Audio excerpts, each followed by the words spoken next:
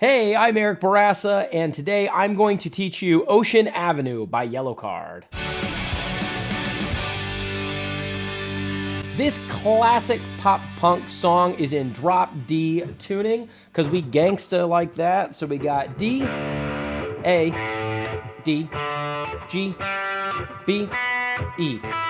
And a healthy amount of gain, but you don't have to go too crazy with it. And the intro goes like this. 1, 2, 3, 4, 1.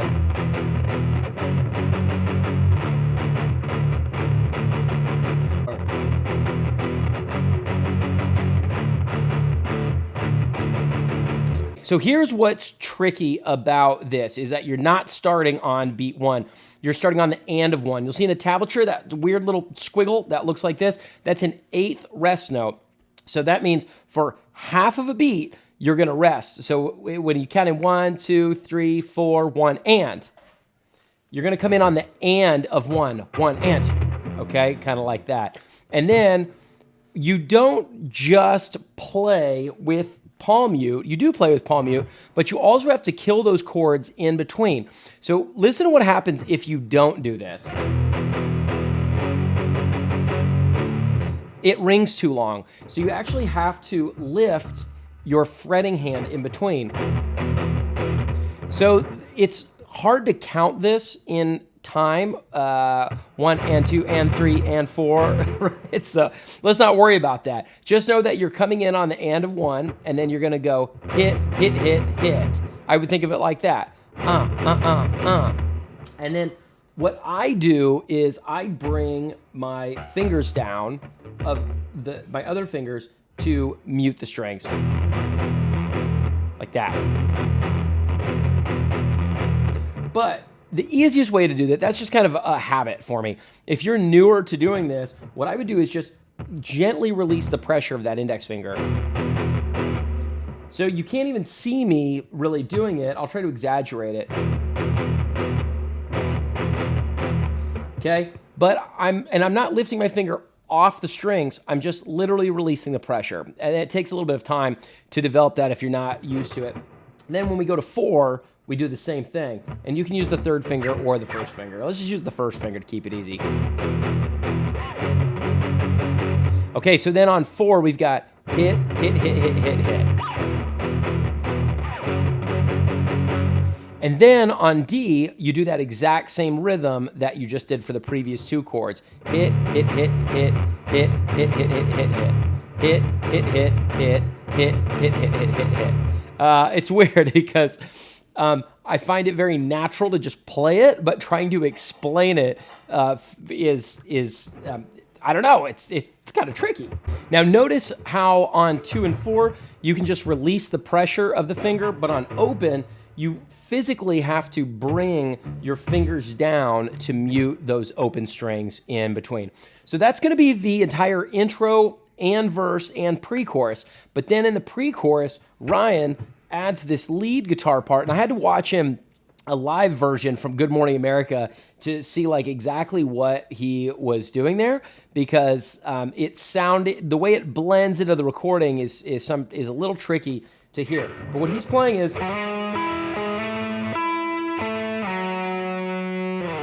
and then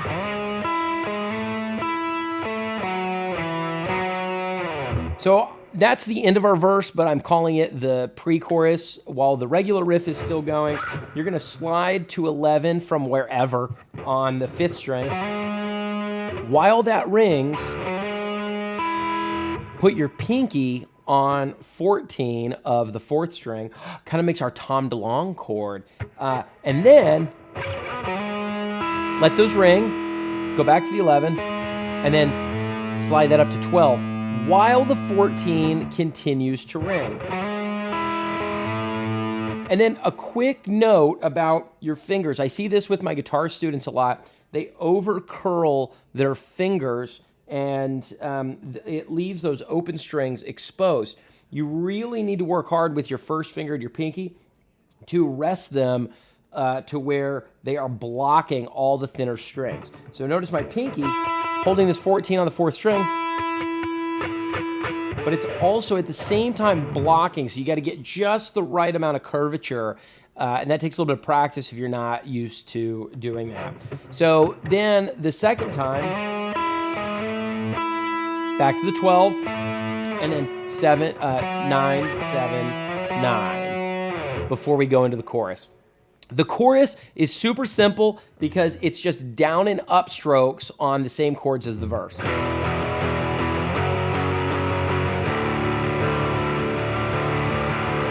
But notice on the D, you see my fingers still on the fretboard. All I'm doing is blocking the first 3 strings so that I can strum wildly like a madman over here. You just play that riff 4 times, and then over top of that, the violin, here it is arranged for guitar. This is a really cool, hard picking exercise.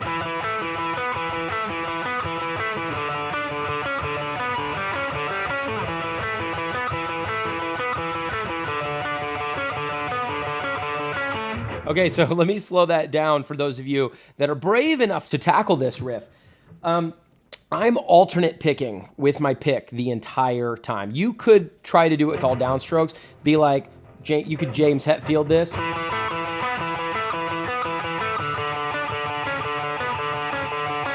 In fact, that's probably what I would start with, is all downstrokes until you get the fretting hand perfect. Then you might work on alternate picking all of that. So we got, 2, 2, 2. And when I do that, I'm not letting them ring. I'm rolling my finger so that it comes off the 4th string when I go to that 2 on the 3rd string. And then I'm rolling back. So that's called a finger roll, when you have to quickly change on the same fret between 2 strings, but you don't want them to ring together. What you don't want to do is jump. You don't have time for that. That's way too hard. So you're going to use the tip of your first finger to play the 4th string. Then you roll to where you're playing with the pad on the 3rd string, and the 4th string is now blocked. And then you roll back to the tip on the 4th string with the 3rd string blocked. So finger roll, music vocab phrase of the day. And then when you go to 4, so it's always groups of 3. So 2 notes on the 4th string, and then 1 note on the 3rd string, and then back. When you go to that 4 with your pinky, release the pressure of the 2 on the 4th string.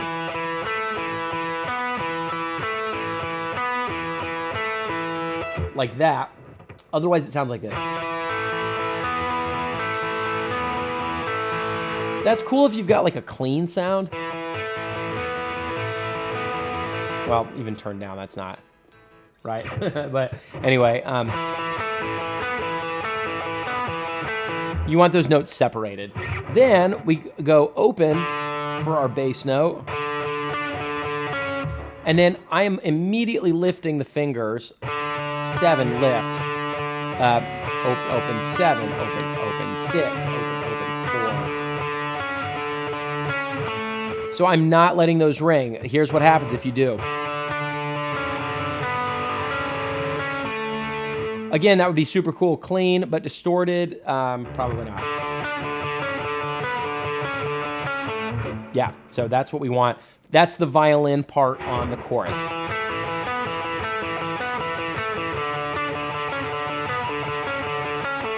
Okay, cool. Then verse 2.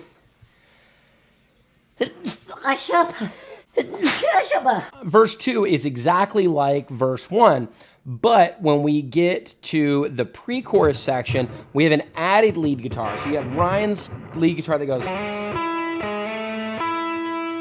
and then a second guitar comes in. These notes are in parentheses. You're going to play 14 on the 4th string and slide up to 19 on the 4th string. Now, there's a couple other places on the fretboard you can play that. That's an E up to an A. So feel free to experiment with where you want to play that if you're playing that second part. But if I was going to play live, I might kind of try to combine those parts.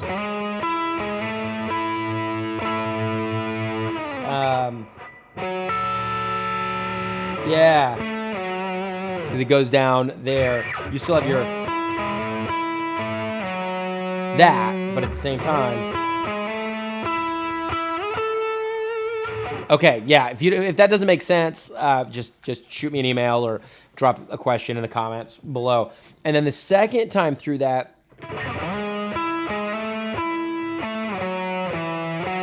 when one guitar is playing that, another guitar is playing.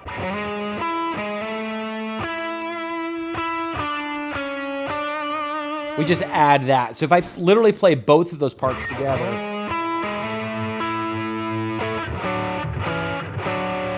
it sounds like that. So what I would do when you get to those notes in parentheses, either have a second guitar play those, or you could switch. You can choose. Choose to play the non-parentheses notes or play the parentheses notes. Live, Yellowcard, they just play the non-parentheses notes the whole time. So those parentheses notes are just overdubbed in the studio recording. All right, second chorus, same as the first chorus. Then we get to this like interlude bridge riff. What's great about that is it's the exact same rhythm as the intro main riff, but now just not palm muted. But instead of doing all downstrokes, to really get the flow and the feel of this, we want to use a mix of downs and ups like this. Up, up, down, down, up, down, up, down. And we're just doing that on an A5 chord. So I'm using my thumb to gently rest against string 6. One mistake I see my students make is when they try to mute with their thumb, they reach over too far and they end up holding down that second fret on string 6. So just barely touch it, and then your first finger, curve it in a way that it holds down both 2s on strings 4 and 3, but blocks the 2s on strings 1 and 2. Okay, so the reason why we're doing up, up, down, down, up, down, is because we want to do down strokes on downbeats and up strokes on upbeats. If you make that a consistent part of your playing, then you're never going to have to wonder, do I do it down here or an up here? You just think if it's on 1, 2, 3, 4, you do it down. If it's on the and in between the beats, you do an up. That's for quarter and eighth note strums. But if that doesn't make sense, that's okay. Just know that there's a reason why I'm doing the ups and the downs the way I am. And then in between those hits, what I'm doing is because I'm not palm muting, I'm karate chopping with my strumming hand. I'm resting that back side of my palm on the strings in between the hits. This really takes some time to develop. What I would do is just practice going up, karate chop, up, down, karate chop, up, like that, okay? But I'm also doing it over in this hand. I'm bringing those other fingers down to mute the strings. I'm doing overkill. I'm doing both. You only need to pick one, but I do both for whatever reason. When we get into the singing part of this bridge after that little musical break of just the A5, the chords are doing this. A5, F sharp 5, E5, D5. And then there's a lead guitar part that goes like this. Over top each of those chords. And if you play them together, it sounds like this.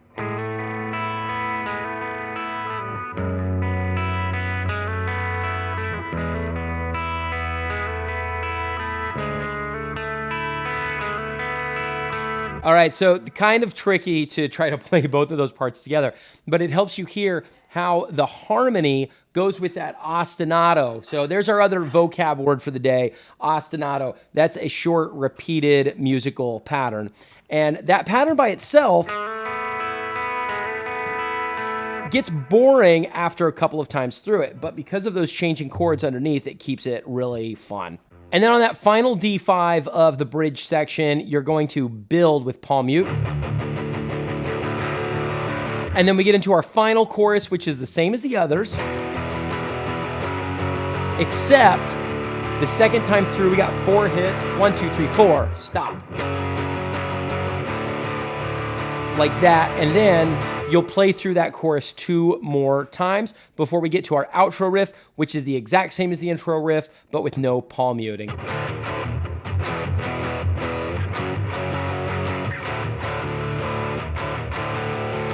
Okay, and then over top, and then the second time,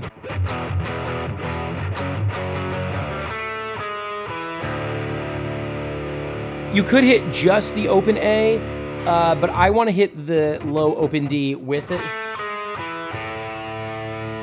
to make sure that we get the harmony sound. If you're playing it in a band and the bassist is hitting that low D, then you could just hit that open A. But if you're playing by yourself, I would probably hit the low D with the open A. And then the violin part arranged for guitar over this. This is so cool. This is my favorite. We got this.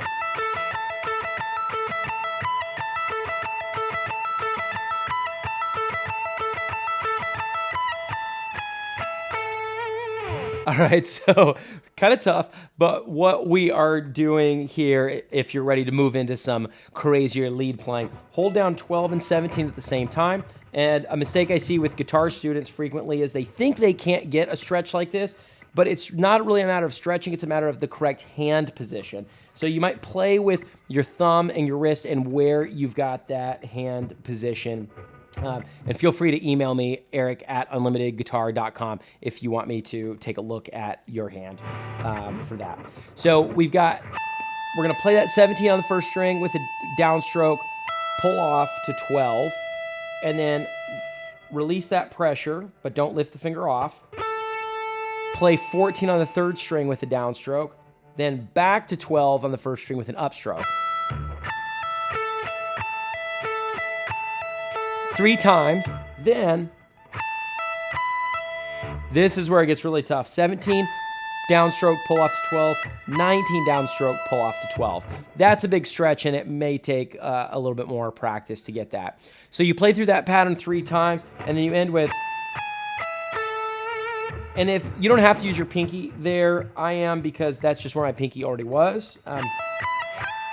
You could slide into with the third finger, 17, 16, 17 on the second string, and then 14 on the third string. And that's Ocean Avenue by Yellowcard, one of probably a top 5 best pop punk songs ever.